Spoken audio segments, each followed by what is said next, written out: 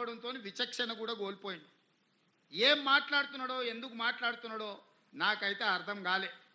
10 ఏళ్ళు మీరు ఉన్నారు, 10 ఏళ్ళు ఏలినరు, నిరుద్యోగుల ఉసురు పోసుకున్నారు, మీ ఉద్యోగం వాళ్ళు ఊడగొట్టారు. ఈ ప్రభుత్వం వచ్చినాక 90 రోజుల్లో 30,000 ఉద్యోగాలు ఇదే ఎల్బీ స్టేడియంలో ఒక్కొక్కరికి పేరున పిలిచి వాళ్ళకు ఉద్యోగాలు ఇచ్చింది ప్రభుత్వం కాదా? మరో 30-35,000 ఉద్యోగాలు ఈ డిసెంబర్ లోపల ఇవ్వాలని నిన్నగాక మొన్న 11,062 మంది టీచర్ ఉద్యోగాల ఫలితాలు ప్రకటించి రేపు 9 తారీఖు నాడు అదే ఎల్బీ స్టేడియంలో పేదలకు విద్య చెప్పే ఈరోజు టీచర్ల నియామకాలు ప్రభుత్వం చేపట్టబోతుంది. అదేవిధంగా వైద్య రంగంలో వేలాది మంది పోస్టుల పారామెడికల్ సిబ్బందిని మన ప్రభుత్వం వచ్చినాక నియమించింది. ఇవాళ ఒక్కొక్క సమస్యను పరిష్కరించుకుంటూ హైదరాబాద్లో ట్రాఫిక్ సమస్యను పరిష్కరించుకుంటూ హైదరాబాద్కు వచ్చిన వరదల్ని పరిష్కరించుకుంటూ హైదరాబాద్ కూరుకుపోతున్న బురదలో నుంచి నగరాన్ని కాపాడాలని ఒక మంచి ఆలోచనతో ముందుకు వస్తే దాని మీద కూడా బురద జల్లుకుంటూ తిరుగుతున్నారు బామర్దులు. నేను అంటున్న కిరాయి మనుషులతో మీరు చేసే హడావిడి తెలంగాణ సమాజం నిశ్చితంగా గమనిస్తుంది.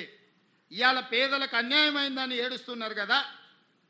ఈ తెలంగాణ రాష్ట్రాన్ని దోసుకున్న నిధులు మీ పార్టీ ఖాతాలో 1,500 కోట్లు ఉన్నాయి. ఒక 500 కోట్లు తీసి ఆ మూసీలో మునిగిపోయిన వాళ్ళకి పంచిపెట్టండి. మీకు అధికారంలోకి రాకంటే ముందు తొడుక్కోవడానికి చెప్పులు కూడా లేవు కదా. ఈరోజు 1,500 కోట్ల రూపాయలు మీ పార్టీ ఖాతాలో ఉన్నాయి. అది ఎవరి సొమ్ము? తెలంగాణ ప్రజల సొమ్ము కాదా? ఇవాళ తెలంగాణ ప్రజలు మూసీలో ఉన్న పేదలు బాధలు ఎదుర్కొంటున్నారని మీరు మాట్లాడుతున్నారు కదా. ఒక 500 కోట్ల రూపాయలు మీ పార్టీ ఖాతాలో నుంచి తీసి వాళ్ళకి పంచి పెట్టండి. వాళ్ళకి ప్రత్యామ్నాయం ఏం చేయాలో చెప్పండి. ఈరోజు ఈ ప్రభుత్వం సిద్ధంగా ఉంది వినడానికి. హైడ్రా గురించి అసెంబ్లీలో చర్చ పెట్టినప్పుడు ఈ సన్నాసులు పారిపోయినరు, మాట్లాడలేదు. హైడ్రా మీద అసెంబ్లీలో చర్చ జరగలేదా? ఆ రోజు మీరు సూచన చేసి ఉంటే ఈరోజు మీరు అడ్డగోలుగా మాట్లాడాల్సిన అవకాశమే లేకపోతుండే కదా. ఈరోజు పేదలకు ఏం చేద్దామో చెప్పండి. మీ తాత సొమ్ము మా తాత సొమ్ము ఇచ్చేది లేదు. ప్రజలు కట్టిన పన్నుల నుంచి పేదలకు ఇవాళ 12,000 మంది బఫర్ జోన్లో లేకపోతే నదీ బెడ్డులో మూసి పరివాహక ప్రాంతంలో ఉంటే 15,000 డబల్ బెడ్రూమ్ ఇండ్లు ఇవాళ మనం కేటాయించడానికి నేను ఆదేశాలు ఇచ్చిన. మూసి మురికిలో దోమలతోని కలుషితమైన నీళ్లతోని అక్కడ బతకలేని శవాలుగా జీవోత్సవాలుగా ఉన్న పేదవాళ్లకు ఆత్మగౌరవంతో బ్రతకడానికి ఇల్లు ఇచ్చి ఇంటి ఖర్చులకు 25,000 ఇచ్చి మా అధికారులు అక్కడ ఉండి వాళ్ళని ఇంటి దగ్గర దిగబెడుతుంటే అభినందించాల్సింది పోయి అన్యాయంగా మాట్లాడుతున్నారు. డబుల్ బెడ్రూమ్ ఇల్లు కంటే ప్రత్యామ్నాయం ఏముందో చెప్పండి. పంచుదాం, ఇది ప్రజల సొమ్ము, మేము సిద్ధంగా ఉన్నాం బాధ్యత తీసుకోవడానికి. ఇవాళ పేదల సంక్షేమం అమలు చేయడమే మా బాధ్యత. చేతనైతే రాండి, అఖిలపక్ష సమావేశాన్ని పిలుస్తాం, మీరు రాండి, ఏం చేయాలో చెప్పండి. ఏది చేసినా వద్దనడం, మీ చేతగాని తనాన్ని కప్పిపుచ్చుకోవడానికి మమ్మల్ని ఏ ప్రయత్నం చేయొద్దనడం ఇది సమంజసమని నేను అడుగుతున్నా. 10 నెలలు కూడా కాలే మేము అధికారంలోకి వచ్చి. 10 ఏళ్ళు ఈ రాష్ట్రాన్ని దోసుక తిన్న మీరు ఇవాళ ఆగర్భ శ్రీమంతులు ఎట్లయినరు? మీరు మాత్రం ఫామ్ హౌజుల్లో ఉండాలి. మీ ఫామ్ హౌజులను కాపాడుకోవడానికే కదా ఇవాళ వీళ్ళను ముసుగు దొడుకొని రక్షణ కవచంగా పెట్టుకొని పేదోళ్ళను పెట్టి కూలగొట్టొద్దు అంటారు. ఇవాళ ఇన్ని మాట్లాడుతున్న కేటీఆర్ జన్వాడలో నీకున్న ఫామ్ హౌస్ అక్రమ నిర్మాణం కాదా? అది కూలగొట్టాలనా వద్దా నువ్వు చెప్పు. హరీష్ రావు అజీజ్ నగర్లో నీకున్న ఫామ్ హౌస్ అక్రమమా కాదా? దాన్ని కూలగొట్టాలనా వద్దా చెప్పు. సబితమ్మ, నీ 3 కొడుకుల పేర్ల మీద 3 ఫామ్ హౌసులు కట్టినావు కదా. నువ్వు సబితమ్మ లేక పేద అరుపులు అరవకమ్మా, నీకున్న ఫామ్ హౌసులు కూడా లెక్కలు ఉన్నాయి. కూలగొట్టాలనా లేదా సబితమ్మ, నువ్వు సలహా చెప్పు. మీకు వెనకంగా ఉన్న కేవీపీ రామచంద్రరావులై కూలగొట్టాలనా వద్దా చెప్పు. ఇవాళ అక్రమంగా ఫామ్ హౌజులు నిర్మించుకొని మీ ఫామ్ హౌజుల మీద ఎక్కడైతే తొలగింపు ఏటు పడుతుందో మీ ఫామ్ హౌజులు కూలుతాయని చెప్పి ఇవాళ పేదలను రక్షణ కవచంగా పెట్టుకొని ఇవాళ మీరు నాటకాలు ఆడుతున్నారు. నల్ల చెరువులో ప్లాట్లు వేసి అక్రమంగా అమ్మినోడు మీ పార్టీోడు కాదా? మూసి నది ఒడ్డున ప్లాట్లు వేసి పేదలకు 10 లక్షలకు 100 గజాలు అమ్మింది మీ సన్నాసులు టీఆర్ఎస్ నాయకులు కాదా?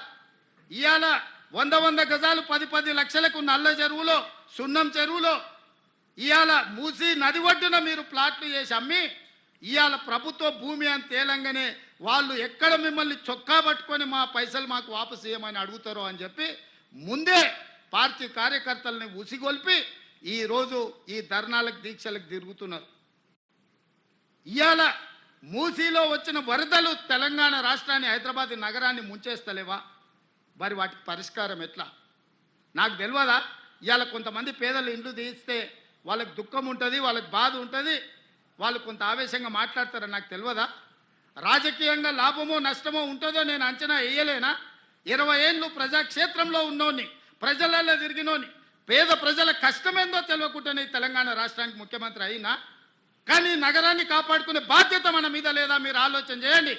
ఇవాళ హైదరాబాద్ నగరానికి తాగునీరుని అందించిన ఉస్మాన్ సాగర్, హిమాయత్ సాగర్లో బల్చినోళ్ళు, బల్చి కొట్టుకుంటున్నోళ్ళు ఫామ్ హౌస్లు కట్టుకొని వాళ్ళ డ్రైనేజ్ తీసుకెళ్ళి ఆ గండిపేటలో, హిమాయత్ సాగర్, ఉస్మాన్ సాగర్లో కలిపితే వాళ్ళ డ్రైనేజ్ నీళ్లు హైదరాబాదు నగరం తాగాలనంట.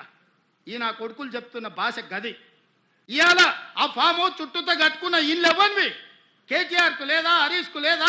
కేవీపీ రామచంద్రరావుకు లేవా? చుట్టూతా మీరు కట్టుకున్న ఇండ్ల డ్రైనేజ్ హైదరాబాదు ప్రజలు తాగునీళ్ళ కలిపి మా ఇల్లు కూలగొట్టొద్దు కాబట్టి ముసుగు దొడకడానికి మూసీ కావాల్సి వచ్చిందా మీకు? మూసీని అడ్డం పెట్టుకొని ఎంతకాలం బతుకుతారా మీరు? ఎంతకాలం తప్పించుకుంటారు? వారం రోజులు, 10 రోజులు, 15 రోజులు, నెల రోజులు అయినా వదల మీ భర్త మీరు అనుకుంటున్నారే ఒక్కనొక్కని చింతపండు చేస్తా. మూసీ పేదలకు ఏం చేద్దామో చెప్పండి. ప్రతి పేదవాడికి మంచి కాలనీలు చేసి ఇల్లు కట్టిద్దాం చెప్పండి. ప్రభుత్వం దగ్గర భూములు లేవా? ప్రభుత్వం ఏమైనా గొడ్డుపోయిందా? జవహర్ నగర్లో 1000 ఎకరాలు ఉంది ప్రభుత్వాన్ని. మూసీలు ఉన్న పేదవాళ్ళందరికీ తలా 150 గజాలు చేసి ఇచ్చి ఇందిరమ్మ ఇల్లు కట్టిద్దాం. రాండి సన్నాసులారా, ముందుకు రాండి, పేదోళ్ళు కట్టిద్దాం. ఎవరైతే నమ్మి మోసపోయి కట్టుకున్నారో వాళ్ళ ఇల్లు కట్టడానికి ఎంతైందో నష్టపరిహారం ఇద్దాం, ప్రభుత్వం ఖజానా నుంచి పంచుదాం. రాండి, అందరం కూర్చొని పంచుదాం ఒకటే వేదిక మీద. ఇవాళ ఈ ప్రాంతంలో ఎంపీ ఆయన మాట్లాడుతుండు. ఇక ఆయన గురించి నేను ఎక్కువ మాట్లాడదలుచుకోలే. కానీ ఆయనకు బాధ్యత లేదా? ఎంపీకి గెలిచినావు కదా, మోడీ దగ్గర నుంచి ఏం తెస్తావు తీసుకురా.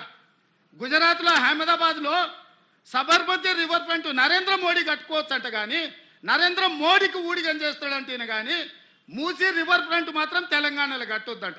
ఏం న్యాయమా ఇది? ఇక్కడ ఉన్న ప్రజలే కాదు, నువ్వు కూడా బతకనీకి వచ్చినోనివే. నువ్వు బతకనీకి వచ్చినావు, ఓట్లు వేయించుకున్నావు, ఎంపీ అయినావు. కానీ వాళ్ళు మాత్రం మూసీలు అదే మురికి కూపంలో ఉండాలనా? వాళ్ళందరినీ చక్కదిద్దాల్సిన బాధ్యత నీకు లేదా? రా, ఈటల రాజేందర్ ఇద్దరం కలిసి మోడీ దగ్గరికి పోదాం. పోయి 25,000 కోట్లు తీసుకొద్దా, మూసీలు ఉన్న పేదోళ్ళకి పంచి పెడదాం, ఇల్లు కట్టిద్దాం, డబుల్ బెడ్రూమ్ ఇల్లు కాదు మంచి కాలనీలు కట్టిద్దాం వాళ్ళకు. 40 లక్షల కోట్ల బడ్జెట్ ఉంది కదా మోడీ దగ్గర. హైదరాబాద్ నగరానికి 25,000 కోట్లు ఇవ్వలేడా?